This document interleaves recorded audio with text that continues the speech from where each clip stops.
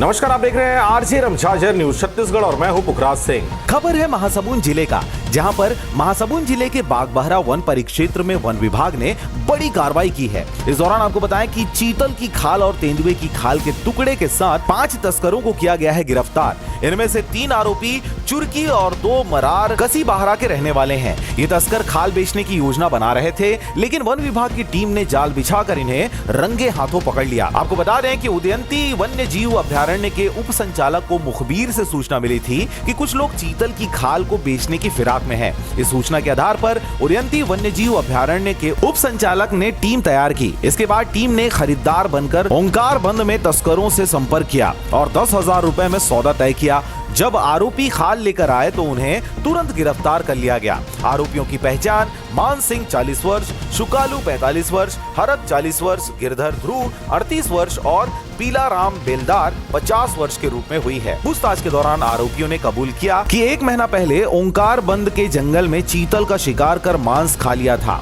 और बची हुई खाल को 10,000 रुपए में बेचने की योजना बना रहे थे।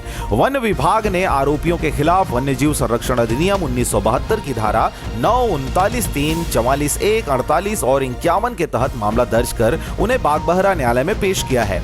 जब्त की गई सामग्री में चीतल की पूरी खाल और तेंदुए के सिर की खाल शामिल है। वन विभाग ने बताया कि इनमें से कुछ आरोपी आदतन शिकारी भी हैं। महासमुंद से ब्यूरो रिपोर्ट आरजे रमझाझर। तो आप देख रहे थे आरजे रमझाझर न्यूज छत्तीसगढ़। मैं था पुखराज सिंह। चैनल को अभी तक आपने सब्सक्राइब नहीं किया तो कृपया चैनल को सब्सक्राइब कर लें। खबरों को ज्यादा से ज्यादा शेयर करें। फिलहाल मुझे दीजिए विदा। नमस्कार।